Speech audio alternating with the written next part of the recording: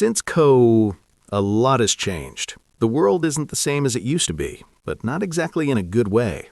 Everything became gray and pretty much colorless, but so did we. Somewhere along the way, we collectively lost a bit of spark, and if you're honest with yourself, you probably feel it too. Every new year rolls around and we always hear the same thing. Next year will be my year, for real. Except it wasn't. Not in 2023, not in 2024, and it won't be in 2026 either, unless you force it to be. So spare me a bit of your time and I'll force you to lock in for 2026. But just a quick disclaimer, I'm not here to motivate you. Motivation is a sugar rush, and I'm obviously not selling candy. I'm here to give you the tools, perspective, and kick in the teeth you need to make this your actual year, like for real. Now, I'm not going to be too hard on you. I know you've been trying, or at least you think you have. Maybe you started a bulking plan, but quit after 2 weeks because life got busy. Or you set goals, but they were vague enough to be ignored. Like, I want to be better. Better at what? Breathing? You've been doing that since birth. See, trying isn't enough. If you're half-assing it, you're not failing because life is unfair, even though, yeah, it is. You're failing because you're waiting for life to miraculously align itself around your vibes, but it won't. You're the one who's got to align themselves with their goals. And to align yourself, you'll need to start where it matters most, your time. You're probably used to saying, I don't have time. That's funny because you had time to scroll TikTok for 3 hours yesterday. You had time to rewatch the same show for the 4th time because it's absolute cinema. You had time to stare at the ceiling thinking about how you have no time. Did you see it? You have time. You're just bad at using it. If we do the math, you have 24 hours in a day. Let's say you sleep for 8 hours, if you're lucky. Work or college for up to 8 as well, and spend 2 hours eating and existing. That leaves 6 hours. Now ask yourself, what am I doing with them? If you can't answer that without stuttering, you've found your problem. Look, we live in an era where you can learn literally anything for free or close to it. Feel like starting a business? There are tutorials, templates, and even AI tools that'll practically walk you through the process. Getting fit or shredded? There are apps, YouTube channels, and communities that'll keep you accountable.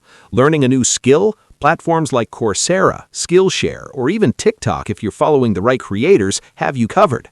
So why are you using your phone to scroll aimlessly instead of using it to level up, or clicking that subscribe button below this video?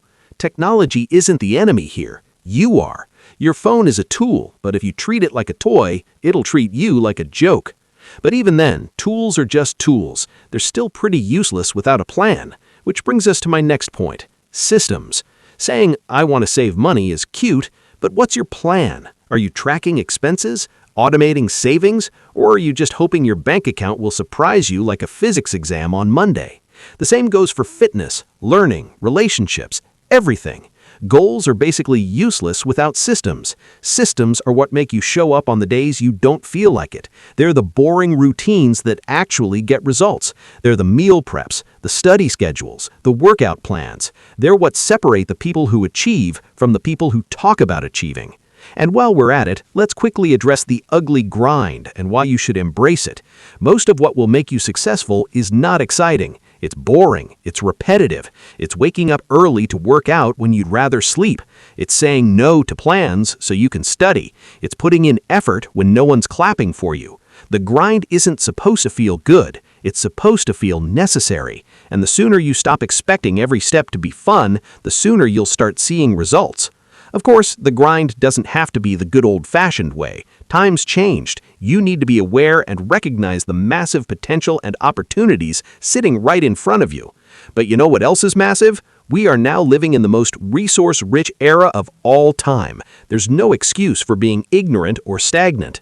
You want to make more money? Lots of money-making opportunities are everywhere.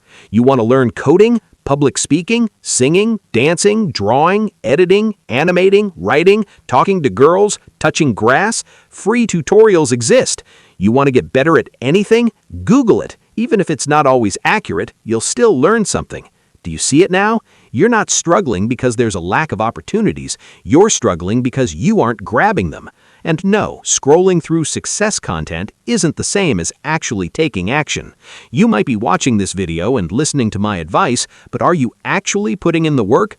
Stop being a boring, passive consumer of inspiration and start being an active participant in your own life. That being said, there's still one problem. You see, people avoid taking real action because of this one particular idea of balance. You've been sold this idea that you can balance everything perfectly: work, life, growth, rest. Actually, it's not that easy, and it's kind of overrated too. If you want something badly enough, you have to let other things slide, collapse, descend, plummet. That doesn't mean burning out, but it does mean prioritizing like your life depends on it, because it kinda does. You're not going to achieve your goals by squeezing them into the cracks of your schedule. They need to be front and center, not an afterthought. And in order to be able to do that, you need to answer one big question: am I really trying? Because it's easy to say you're trying, but are you really? Or are you just dabbling? There's a difference between effort and consistent effort. One gets you short-term results, if that, and the other transforms your life. Be honest with yourself. If you are not where you want to be, is it because the world is against you, or is it because you are not fully in that mentality? Are you because you're the lamest, or are you the lamest because you are you? You can't half commit and then expect full results. I'm not saying this as someone perfect, because I'm not, but I can confidently say I'm the best version of myself that I've ever been, and a big part of that is because I stopped waiting for life to hand me success and started forcing it. Anyways, my point is, if I could do that, what's the reason you can't? I mean, I'm pretty sure you and I are not so different. Look, this is just a wake-up call, a reminder. I'm not going to end this by saying something cheesy like, "You've got this." You might not have this. That's up to you. But what I can say is that if you decide to lock in, like really lock in, 2026 can be the year you stop saying, "Next year will be my year for real," and start saying, "This year is mine." The world isn't going to fix itself for you. It's gray and colorless, and that sucks. But you're smart, you're strong, you're adaptable, and most of all, you're a cutie pie. You can fix yourself, and maybe that'll bring a little color back in everything else too. So are you in, or are we having the same conversation next year? I mean, you tell me.